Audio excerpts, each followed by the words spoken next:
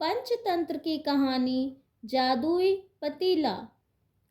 सालों पहले पीतल नगर में किशन नाम का एक किसान रहता था।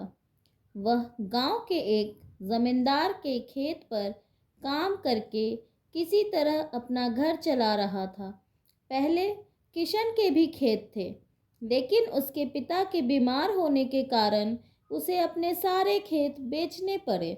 मजदूरी में मिलने वाले पैसों से पिता का इलाज कराना और घर का खर्च चलाना मुश्किल हो रहा था। वो हर दिन सोचता कि कैसे घर की स्थिति को बेहतर किया जाए। आज भी इसी सोच के साथ किशन सुबह सुबह जमींदार के खेत पर काम करने के लिए निकला। खुदाई करते समय उसकी कुदाल किसी धातु से टकराई और तेज आवाज आई। किशन के मन में हुआ कि आखिर ऐसा क्या है यहाँ। उसने तुरंत उस हिस्से को खोदा तो वहां से एक बड़ा सा पतीला निकला। पतीला देखकर किशन दुखी हो गया। किशन के मन में हुआ कि ये जेवरात होते तो मेरे घर की हालत थोड़ी सुधर जाती। फिर किशन ने सोचा कि चलो अब खाना ही खा लेता हूँ।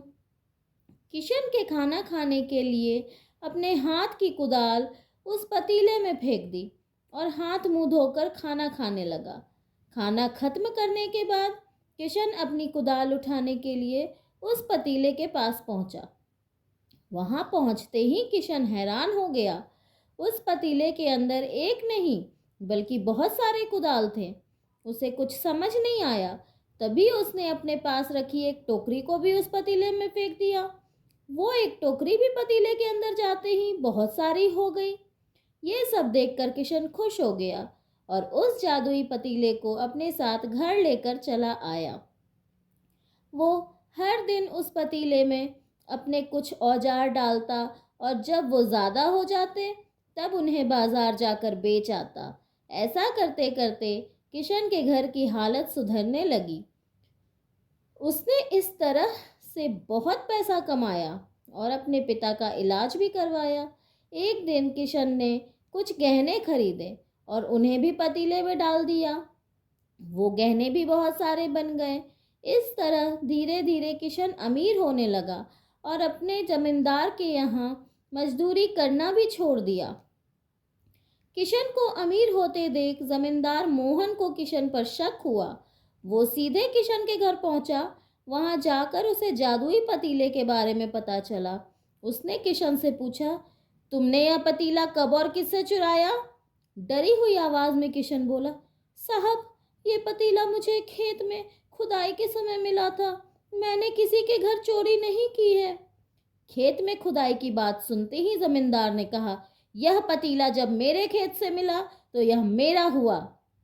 किशन ने जादुई पतीला न लेकर जाने की बहुत मिन्नतें की, लेकिन जमींदार मोहन ने उसकी एक नहीं सुनी। वो जबरदस्ती अपने साथ वो जादुई पतीला लेकर चला गया। जमींदार ने भी किशन की तरह ही उसमें सामान डालकर उन्हें बढ़ाना शुरू किया। एक दिन जमींदार ने अपने घर में मौजूद सारे गहने एक एक करके उस पतीले में डाल दिए और वह रातों रात अमीर हो गया। एकदम से जमींदार के अमीर होने की खबर पीतल नगर के राजा तक पहुंच गई।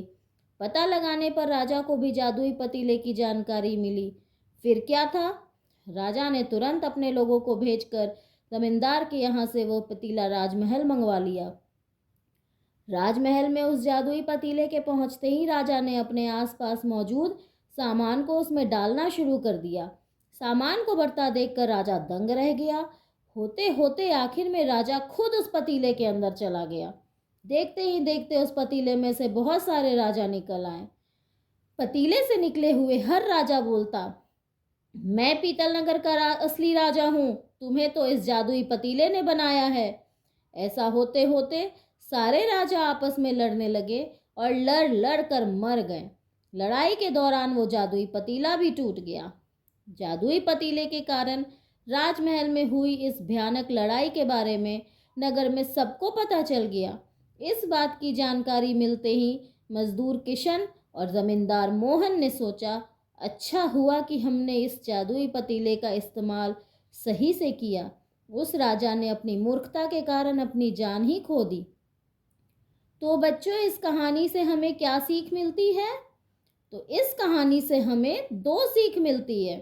पहली कि मूर्खता का अंत बुरा ही होता है, और दूसरी कि हर सामान का इस्तेमाल संभल कर करना चाहिए, अति हानिकारक हो सकती है। तो कैसी लगी आपको ये कहानी? Okay, bye.